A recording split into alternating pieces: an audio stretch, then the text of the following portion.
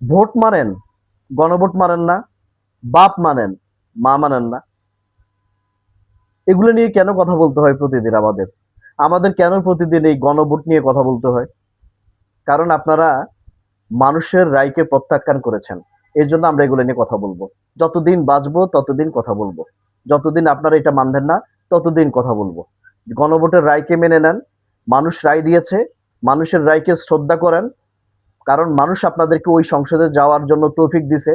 মানুষ আপনাদেরকে ক্ষমতায় বসাইছে। মানুষ আপনাদেরকে বিরোধী দল বানাইছে। মানুষের রায়কে মূল্যায়ন করেন, নয়তোবা মানুষ আপনাদের এই তুচ্ছ তাচ্ছিল্য বলে করে কথা বলা, এটা কোনোভাবে আর মেনে নিবে না। বাপ মানেন, মাও মানেন, দুইটাই মানতে হবে আপনাকে। কারণ দুইটাই মানুষের রায়। গণভোটও মানুষের রায়, ভোটও মানুষের রায়। আপনাকে মানতে হবে দুইটাই। আপনি সরকারে আছেন, মানতে হবে আপনার মানুষের রায়কে। সকল কিছুর ঊর্ধ্বে জনগণ।